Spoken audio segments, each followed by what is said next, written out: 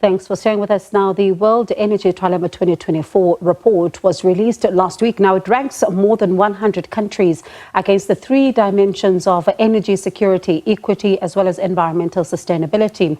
The bad news is that South Africa has fallen from 64th to 69th. Denmark and Sweden top the index, with Niger and the Democratic Republic of Congo at the bottom of the standings. Let's discuss what this means then for the country. We're joined by Vally Padayachee, energy expert and former Eskom Executive Manager. Vally, thank you so much for your time this evening. I mean, before we even get into the index, we're asking our viewers tonight. A lot of people had a lot to say about the fact that we haven't had load shedding, and it's 28 consecutive days now.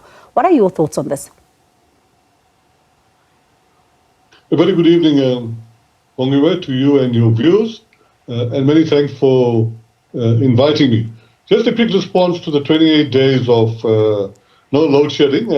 I think just we can talk a lot more about that, but very quickly, there's obviously some progress from the generation side of the business, but very importantly, the demand is right down at the moment, and of course, to maintain the supply and demand in that context, I'm of the opinion that Eskom is burning a lot of diesel and pushing the open cycle gas turbines to the hilt, especially at peaking times.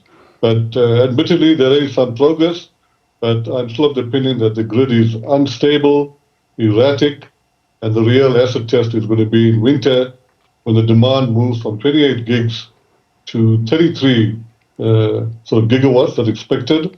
And there I don't think we'll have the current status quo, and we'll definitely get to load shedding when we get into winter.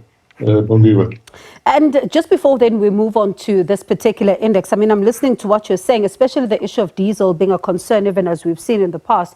If they're burning a lot of it and we're using a lot of open gas cycle turbines, is that a good thing in your view, or it's counting against us? Well, it's a good thing because it's keeping the load shedding down. In fact, we don't have load shedding now, I mean, amongst other factors.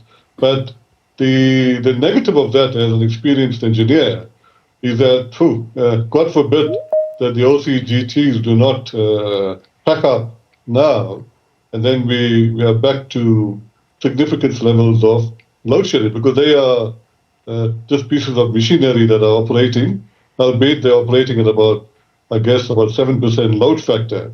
But they've been driven hard for a couple of years, Bongiwe. Yeah. And we'll just hope that the OCGTs don't pack up now. And all of this, of course, is happening against the backdrop of the release of this, World Energy Trilemma Index, which shows that we've fallen from 69th to, in fact, from 64th to 69th now, falling. And a lot of people also concerned about this particular report and the picture then it paints. But how concerned should Eskom be, and how seriously should they be taking this report? Yes, I think not only Eskom, I think the country must take it seriously. Let me give you a curveball response. I'm actually surprised that we only fell 5 spots below, because as you say, 2022 there was 64 at that level, and then last year, 2023, they 69. I'm surprised. In fact, I would have thought they would have fell 10 spots below, because in terms of the Trilemma Index, what they measure, the energy security, energy equity, and environmental sustainability, we are doing bad at all of those parameters, Bongiwe. I mean, if you look at energy security, we had 7,000 hours of load shedding last year. So energy security is virtually rock bottom. Energy equity, we had 500% of tariff increases in the last few years. So many people cannot access electricity, let alone unable to pay for it. And environmental sustainability, we're still polluting immensely. So I'm surprised that we only dropped 5 spots. And I say that with due respect and with full humility, Bongiwe. So what does it mean then? Because in part, the report says that, you know, what you've just said, meeting the rising demand, ensuring that there's affordability and sustainability, this is a critical aspect for Africa's energy security. So listening to what you're saying, then what does it mean and where are we falling short in terms of addressing this so it's not a concern in the future as well? Well, the quick response is that we've got to address all three parameters, and that's going to take long because we are kind of rock bottom in all three of the parameters. But let me say at this stage, I'm of the opinion, and so I think the World Energy Council is alluding to that. The Trilemma Index, although it's been there for 15 years, needs to be significantly rehashed, Bongiwe. And why I say that, I'm of the opinion that it's geared towards the first world Western countries who have all the resources to address those three parameters almost immediately and achieve good scores. Now, if you look at the 126 countries that have been measured, the highest position that an African country holds is Algeria, and that's at position number 55. So the top 54 positions are held by non-African countries. The last 10 positions are held by African countries. Yeah. So I'm of the opinion that this index is geared towards the rich. Why do I say that further? The Western countries, first world, they have 5% poor people and 95% middle class and rich people.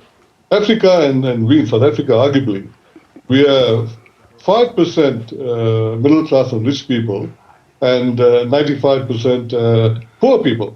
And also Bongiwe, the report, in the interest of time, also seems to penalize Africa for having significant resources, mining resources. They call it extractive resources. And they kind of arrogantly say in the report that Africa is debating between two energy models. One is whether to continue with the extractive energy model, mining, and the other one is the dichotomous focus on the energy transition and digitalization. I'm saying, why should we, when we have abundant resources, mining resources in this case, and other resources, be penalized in this index for having that?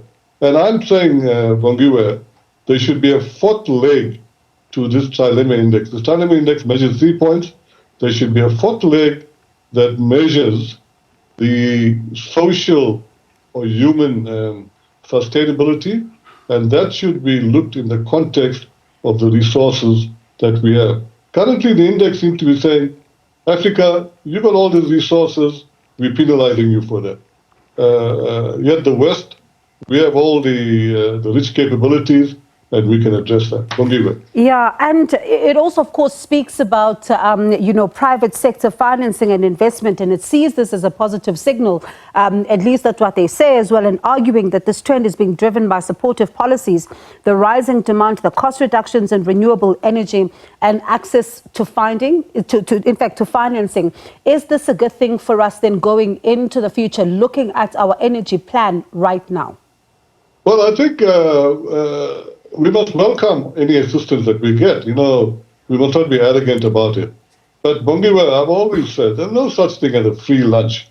And we know over the decades and centuries that when the West gives you money, they want their pound of flesh in it. So although we welcome any assistance, because we are really on the back foot, but we must be very careful and very prudent that we don't sell the golden jewels of the country in accepting that aid. So when we accept that aid, and even at the BRICS, and I attended a couple of meetings there, with all of those initiatives that have been put on the table, it seems that we are going there sort of cap in hand.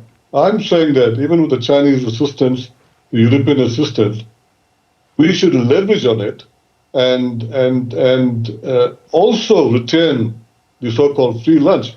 Meaning that even with the Chinese assistance, we should, for example, say to the Chinese, if you want to play in our energy space, then we want to jump the queue in terms of purchasing those big-ticket items.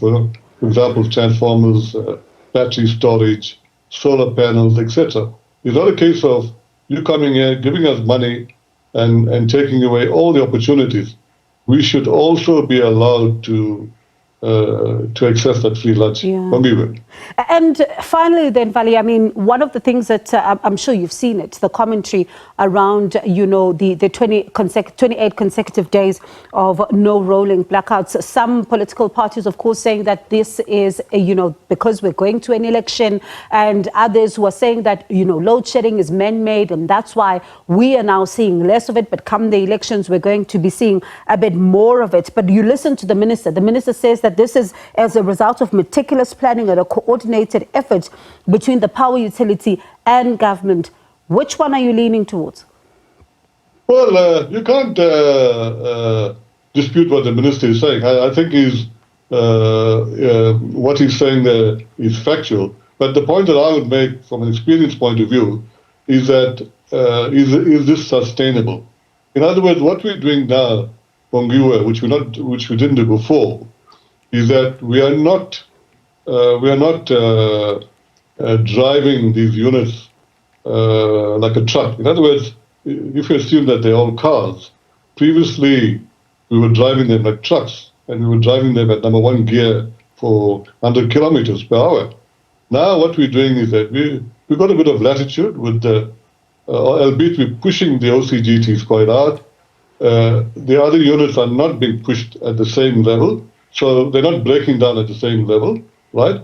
But going into winter, when the demand increases, then you either got to push the coal-fired fleet harder than what it is now, or you push the OCGTs even harder. And you can't do that to both of those pieces of equipment. So you'll have to arrive at the OCGTs performing at a certain level and stop it at that. And then hopefully the coal-fired fleet performs better. And then we get Kubek 2 to come on board, then the Medupi Kusile units come on board. So we need extra megawatts. And one final point, Bongiwe, is that Eskom still needs to get additional headroom or reserve capacity. That's not available now. We're going to minus quantity. That's a significant risk. And the other point I want to make, Bongiwe, in all of this, what you and I are discussing now, Eskom, and notwithstanding what the minister said, Eskom is generating the same megawatts as they generated last year, this time. Except last year, this time, we were load shedding a lot more. So what has changed? What has changed is we obviously got some good performance with the good people at generation, but we are pushing the OCGTs, but I'm sure they're doing it reasonably prudently, but we're still early days. We still need to get to May and June, and that's a real asset. And maybe one more point, and I must grab this opportunity as the chairman of the NRS Association of South Africa. And in this collaboration with NESA, as you're aware, we came out with this load shedding code of practice, where through excellent scenario planning techniques and methodologies, we have mitigated all possible risks, even going to load shedding beyond stage 8. And maybe my closing remark to you, Bongiwe, and to the public of South Africa, is that we are safe and reasonably confident that we will not get into a total blackout situation. The grid will not collapse even in winter with high demand, unless, of course, we have catastrophic failures on the grid, which we don't think will happen because of the performance of generation that's been upped, performance of the Ministry of Electricity, and the excellent work that the NRS Association has done, Bongiwe. All right, Vally, thank you so much for your time. Appreciate it. And of course, a lot to be said, even about this report and about, what you've just said right now about the grid itself, and a lot of concern even for me as I'm listening to what you're saying around the reserves. And I wonder then, what does it mean for the future? But thank you so much for those insights. Appreciate them. That was Vally Padayachee, energy expert and former Eskom Executive Manager.